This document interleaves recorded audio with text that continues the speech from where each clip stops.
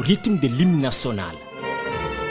Dans une salle complètement envahie, une page est en phase d'être tournée.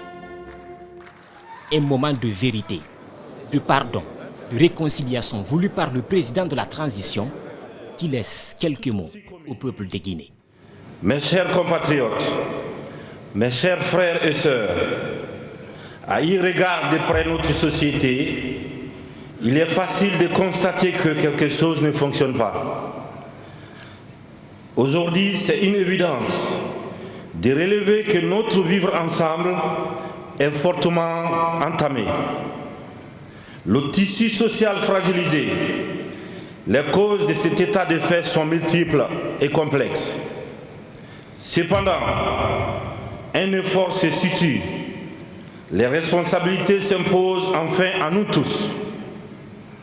Partant de ce constat, j'ai tenu à l'organisation de ces assises nationales, dénommées Journée de vérité et pardon, pour ainsi donner une occasion historique et unique aux Guinéens de se regarder en face, bien en face, les yeux dans les yeux, et de se parler franchement.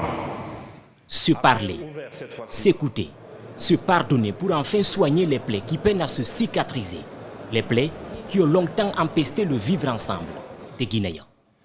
Mes chers compatriotes, durant toute cette décennie, nous n'avons pas cessé de nous faire du mal. Des soleils pâles ont succédé des nuits sans étoiles. Il est temps de s'arrêter un instant et de purifier notre ciel. Personne ne le fera à notre place. Personne ne sera oublié. Personne et rien d'autre ne pourra entamer sa détermination, martèle le président. Comme je l'ai dit à l'occasion de mon adresse à la nation le 31 décembre 2021, ma détermination pour servir notre nation est totale et je ne reculerai pas. Un de mes combats à la tête de notre pays est d'offrir à ses prochains dirigeants une nation rassemblée, unie, forte et prospère. Un État où le vivre ensemble ne sera plus un rêve. Un discours de 10 minutes, parsemé de détermination, de volonté d'aller de l'avant, puis une phrase qui appelle les Guinéens à s'écouter.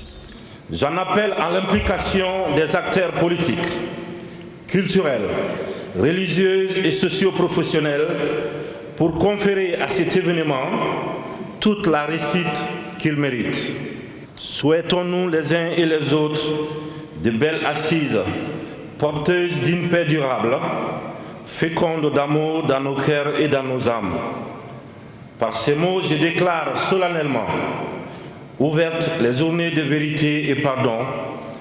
Vive la République, vive la Guinée, que Dieu bénisse les Guinéens et les Guinéens. Je vous remercie.